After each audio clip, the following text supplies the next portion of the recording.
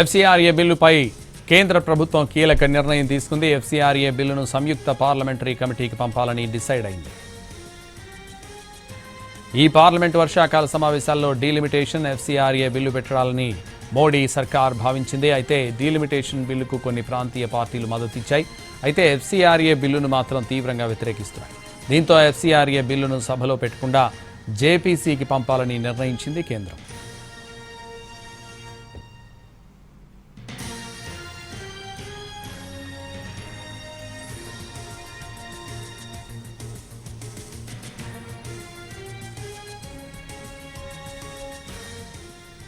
FCRA బిల్లుపై కేంద్ర ప్రభుత్వం కీలక నిర్ణయం తీసుకుంది.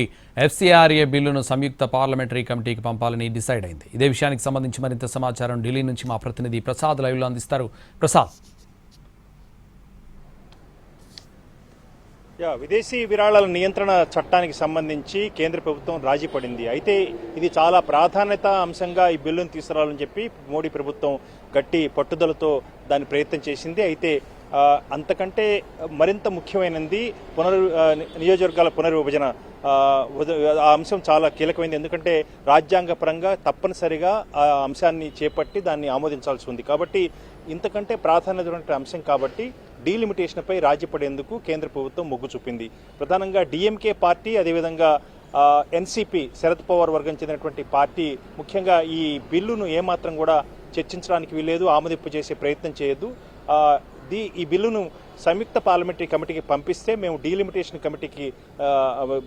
డీలిమిటేషన్ బిల్లుకు సమర్థిస్తామని చెప్పి రెండు పార్టీలు కూడా అంగీకారం తెలిపాయి. దాంతోపాటు ఇతరత్ర చిన్న పార్టీలు కూడా ఆ మేరకు కావాల్సినటువంటి సంఖ్యాబలాన్ని సమకూర్చుకునే విధంగా బీజేపీ నేతృత్వంలోని ఎన్డీఏ ప్రభుత్వానికి అనుకూలత ఏర్పడింది. ఈ నేపథ్యంలో విధిలేని పరిస్థితుల్లో ఈ అంశంపై రాజీ పడాల్సి వచ్చింది మోడీ ప్రభుత్వం.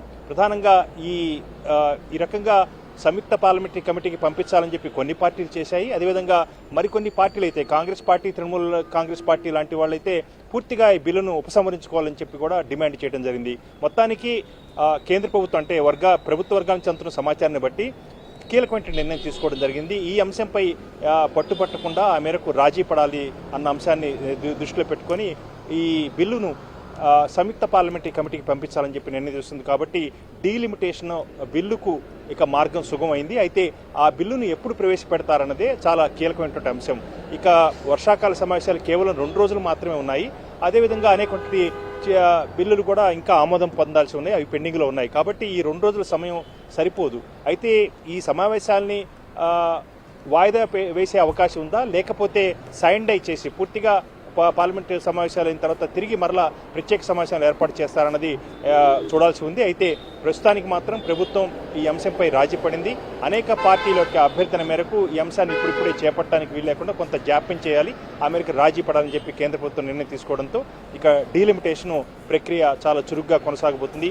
360 మంది సభ్యులుంటేనే ఈ రాజ్యాంగ సవరణ బిల్లు ఆమోదం పొందేందుకు ఆస్కారం ఉంది. కాబట్టి ఇప్పుడు ప్రస్తుతానికి ఉన్నటువంటి అంటే తృణమూల్ కాంగ్రెస్ పార్టీతో విభేదించి వచ్చినటువంటి ఎంపీలు, అదేవిధంగా శివసేన విభేదించి వచ్చినటువంటి పార్టీ 26 మంది ఎంపీలతో సహా మొత్తంగా ఇప్పుడున్నటువంటి బీజేపీ నేతృత్వంలో ఎన్డీఏ కూటమిలో అధికారికంగా ఉన్నటువంటి సభ్యుల సంఖ్య 330 ఉంది.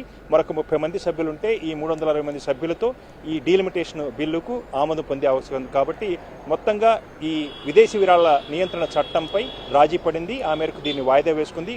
జాయింట్ పార్లమెంటరీ కమిటీకి పంపించిన తర్వాత డీలిమిటేషన్ బిల్లును ఆమోదింపజేసేందుకు ప్రభుత్వం చురుగ్గా ప్రయత్నాలు చేస్తుంది.